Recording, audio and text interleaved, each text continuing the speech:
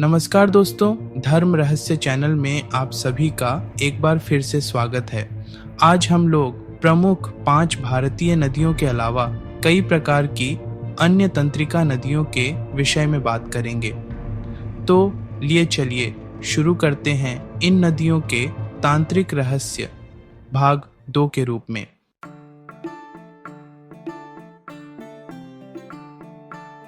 कावेरी नदी तांत्रिक रहस्यों का केंद्र। स्थान कर्नाटक और तमिलनाडु।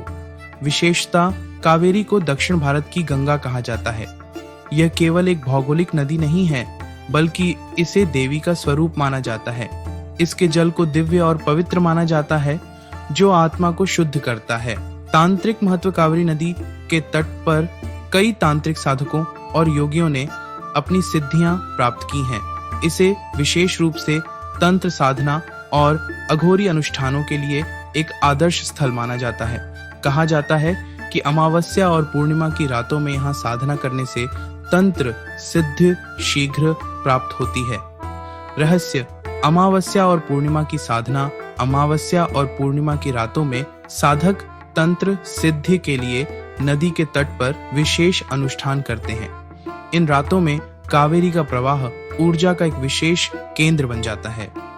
प्राचीन तांत्रिक स्थलों का अस्तित्व। कावेरी के तट पर कई गुप्त तांत्रिक स्थलों का उल्लेख मिलता है, जहां परंपरागत तांत्रिक अनुष्ठान आज भी गुप्त रूप से किए जाते हैं। इन स्थानों पर साधक आत्मज्ञान और अद्भुत शक्तियां प्राप्त करने के लिए तप करते हैं। अर्षि अगस्त्य का आशीर्वाद। कहा जाता है कि अर्षि अगस्त्य ने इस नदी को दिव्य आशीर्वाद दिया था। यह नदी केवल जल का स्रोत नहीं, बल्कि दिव्य ऊर्जा का प्रवाह है। धार्मिक स्थल तिरुचिरापल्ली। प्रसिद्ध श्रीरंगम मंदिर कावेरी नदी के किनारे स्थित है। तलाकाडु। यह स्थान तांत्रिक और धार्मिक दृष्टिकोण से अत्यंत महत्वपूर्ण माना जाता है। तांत्रिक मान्यता। ऐसा कहा जाता है कि कावेरी का जल मंत्र सिद्धि और नकारात्मक ऊर्जा को समाप्त करने की क्षमता रखता है। कई साधक कावेरी के पवित्र जल का उपयोग विशेष तांत्रिक अनुष्ठानों में करते हैं। साधकों के लिए संदेश। जो भी साधक सच्चे हृदय से कावेरी के तट पर साधना करते हैं, उन्हें अद्भुत अनुभव और तांत्रिक शक्तियां प्राप्त होती हैं। कावेरी का जल आत्म शुद्धि और आंतरिक ऊर्जा को जागृत करने में सहायक है।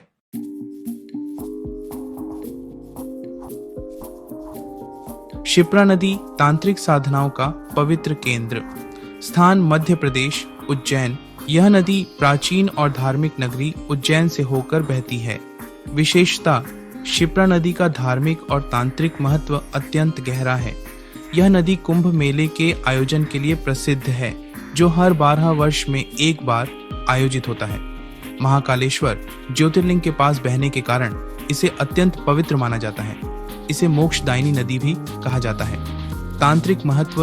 अघोर और तंत्र साधना का केंद्र क्षिप्रा नदी के तट पर कई अघोरी साधक और तांत्रिक साधना करते हैं। विशेषकर अमावस्या और पूर्णिमा की रातों में यहाँ तंत्र मंत्र साधनाएं अत्यंत प्रभावशाली मानी जाती हैं। मंत्र सिद्धि। कहा जाता है कि क्षिप्रा के जल में मंत्र सिद्धि के लिए विशेष ऊर्जा होती है। यहाँ तंत्र मंत्र साधना के लिए साधक गहन ध्यान और अनुष्ठान करते हैं। महाकालेश्वर का प्रभाव। क्षिप्रा नदी महाकालेश्वर ज्योतिर्लिंग के पास बहती है। यहाँ की ऊर्जा साधकों को तांत्रिक सिद्धियां प्रदान करने में सहायक मानी जाती है। रहस्य। तांत्रिक स्नान। तांत्रिक साधक और अघोरी अमावस्या और ग्रहण के समय क्षिप्रा के जल में स्नान करते हैं। यह स्नान आध्यात्मिक शुद्धि और तंत्र सिद्धि के लिए अत्यंत प्रभावशाली माना जाता है। शक्ति जागरण। यहाँ की साधना और मंत्रोच्चारण से कुंडलिनी शक्ति जागृत करने का विशेष महत्व है। साधकों का मानना है कि इस नदी के किनारे बैठकर की गई साधना अत्यंत प्रभावशाली होती है। दिव्य ऊर्जा का केंद्र। कहा जाता है कि क्षिप्रा नदी के जल में दिव्य ऊर्जा का प्रवाह है, जो साधकों को आध्यात्मिक शक्ति प्रदान करता है। धार्मिक स्थल। महाकालेश्वर ज्योतिर्लिंग। ये मंदिर क्षिप्रा नदी के तट पर स्थित है और इसे तांत्रिक साधना का महत्वपूर्ण केंद्र माना जाता है। काल भैरव मंदिर। ये मंदिर तंत्र साधकों के लिए विशेष महत्व रखता है। सिद्धवट घाट, इस घाट को तांत्रिक साधना और पितृदोष निवारण के लिए पवित्र माना जाता है। तांत्रिक साधनाएं अमावस्या और पूर्णिमा साधना, इन रातों में नदी के किनारे तांत्रिक साधक विशेष सिद्धियां प्राप्त करने के लिए अनुष्ठान करते हैं। शिव साधना, शिप्रा तट पर भगवान शिव की आराधना विशेष फलदायी मानी जाती है। पितृदोष निवारण, शिप्रा के जल में पिंड दान और तर्पण करने से पितरों की आत्मा को शांति मिलती है। साधकों के लिए संदेश, शिप्रा नदी तांत्रिक साधनाओं के लिए अत्यंत पवित्र मानी जाती है। साधकों को चाहिए कि वे पूर्ण श्रद्धा और निष्ठा के साथ अनुष्ठान करें। नदी के जल को पवित्रता और भक्ति के साथ ग्रहण करें, क्योंकि यह जल दिव्य ऊर्जा का स्रोत है।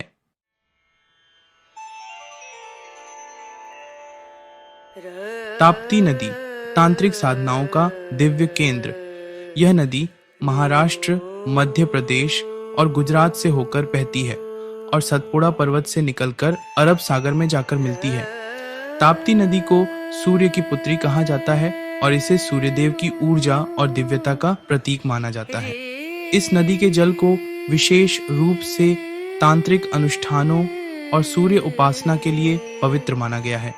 यह नदी आध्यात्मिक और तांत्रिक साधकों के लिए एक प्रमुख साधना स्थल है। सूर्य तांत्रिक साधना, ताप्ती नदी के जल का उपयोग सूर्य साधना में किया जाता है। तांत्रिक मानते हैं कि ताप्ती का जल सूर्य की ऊर्जा से भरा हुआ है और इसका सही उपयोग सिद्धियां प्रदान कर सकता है। अमावस्या और सूर्य ग्रहण के दौरान इस नदी के तट पर साधक विशेष अनुष्ठान करते हैं। माना जाता है कि इन अवसरों पर ताप्ती का जल अत्यंत शक्तिशाली और सिद्धियों को आकर्षित करने वाला बन जाता है। साधक विशेष तंत्र विधियों के अनुसार ताप्ती नदी में स्नान करते हैं। यह स्नान नकारात्मक ऊर्जा को समाप्त करता है और साधक को नई ऊर्जा प्रदान करता है। ताप्ती के जल का उपयोग मंत्र सिद्धि, यंत्र सिद्धि और तांत्रिक रक्षा कवच तैयार करने में किया जाता है। यह जल साधकों को अद्भुत ऊर्जा और दिव्य शक्ति प्रदान करता है। ताप्ती नदी के तट पर सूर्य उपासना अत्यंत फलदायी मानी जाती है। सूर्य मंत्रों के जाप और सूर्य अर्घ्य देने से साधक को चमत्कारिक लाभ प्राप्त होते हैं। कहा जाता है कि ताप्ती नदी का पानी तपस्वियों की साधना का परिणाम स्वरूप अत्यंत दिव्य और ऊर्जावान है। ताप्ती नदी के तट पर कई प्राचीन सूर्य मंदिर स्थित हैं। नरसिंहपुर, मध्य प्रदेश, यह स्थान तांत्रिक अनुष्ठानों के लिए प्रसिद्ध है। सूरत, गुजरात, सूरत में ताप्ती नदी के किनारे कई धार्मिक और तांत्रिक अनुष्ठान किए जाते हैं। सूर्य मंत्र सिद्धि, ताप्ती नदी के किनारे सूर्य मंत्रों का जाप करने से दिव्य ज्ञान और शक्ति की प्राप्ति होती है। रात्रिकालीन साधना, अमावस्या और पूर्णिमा की रात को साधक विशेष अनुष्ठान करते हैं। यंत्र सिद्धि, ताप्ती नदी के जल का उपयोग यंत्रों को प्राण प्रतिष्ठित करने में किया जाता है। साधकों के लिए संदेश, ताप्ती नदी का जल साधकों के लिए अत्यंत पवित्र और ऊर्जावान माना जाता है। साधकों को चाहिए कि वे पूर्ण श्रद्धा और नियमों का पालन करते हुए साधना करें। सूर्य उपासना और तांत्रिक अनुष्ठान करते समय मन की पवित्रता और निष्ठा का विशेष ध्यान रखें।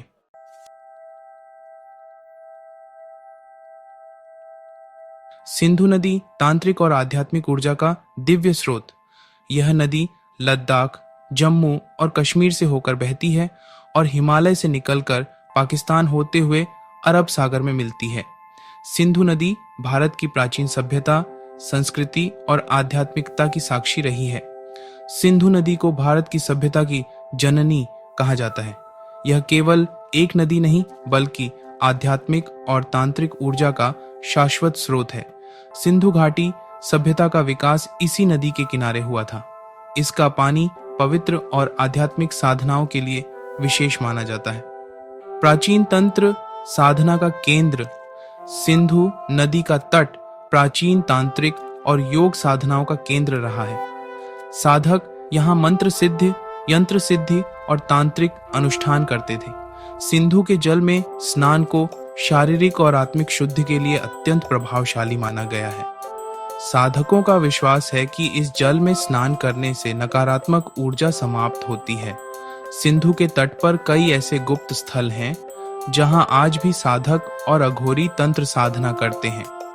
ये स्थान आम लोगों की नजरों से दूर रखे जाते हैं। सिंधु नदी के जल में तांत्रिक ऊर्जा और शक्ति केंद्र का वास माना जाता है। इसका जल मंत्रों और अनुष्ठानों में एक दिव्य माध्यम के रूप में प्रयोग किया जाता है।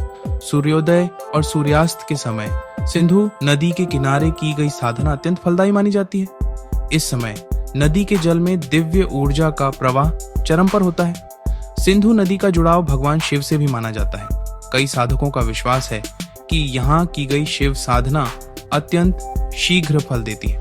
सिंधु दर्शन स्थल लद्दाख, यह स्थान धार्मिक और आध्यात्मिक दृष्टिकोण से अत्यंत महत्वपूर्ण है।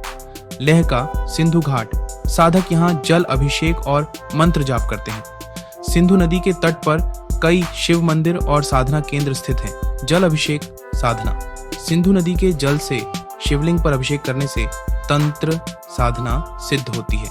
रात्रिकालीन तंत्र अनुष्ठान अमावस्या और पूर्णिमा की रातों में सिंधु के किनारे तंत्र साधना विशेष फलदायी होती है।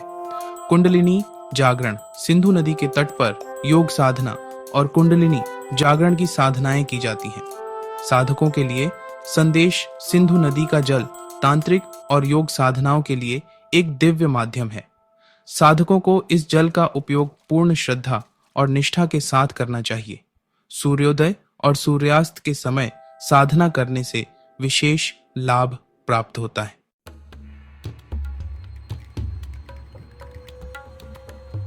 वैतरणी नदी पितृलोक और तांत्रिक साधनाओं का दिव्य मार्ग।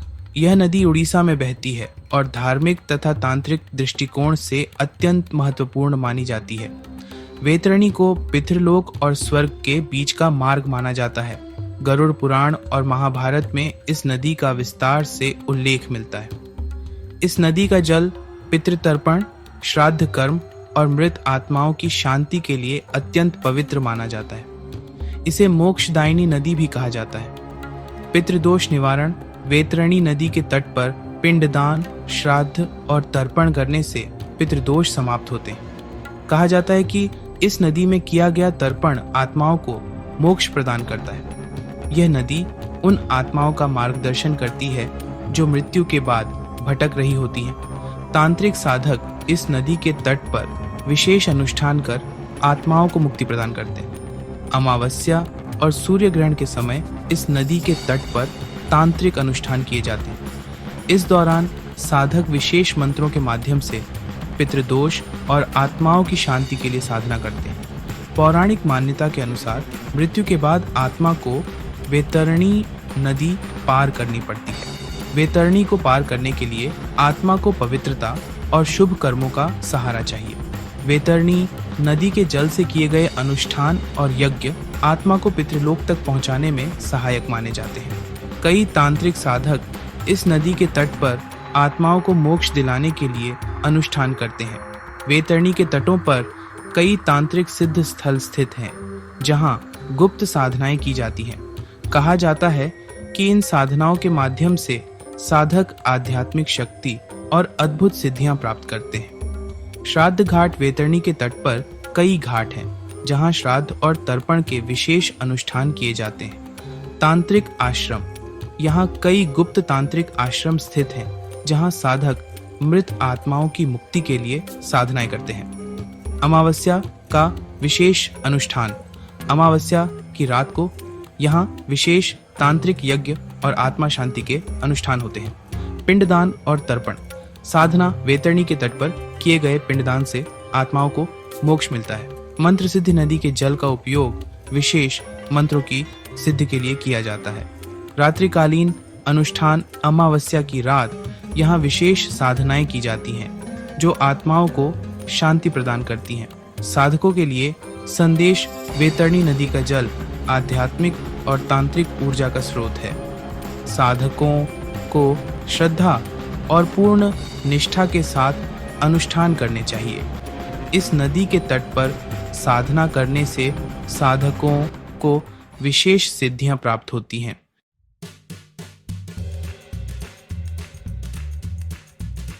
आज हम लोगों ने भाग 2 के रूप में अन्य तंत्रिका नदियों के विषय में जानकारी प्राप्त की है। आशा है आपको यह वीडियो पसंद आया होगा। वीडियो को लाइक, शेयर और सब्सक्राइब जरूर करें। आप सभी का दिन मंगलमय हो। जय मां पराशक्ति।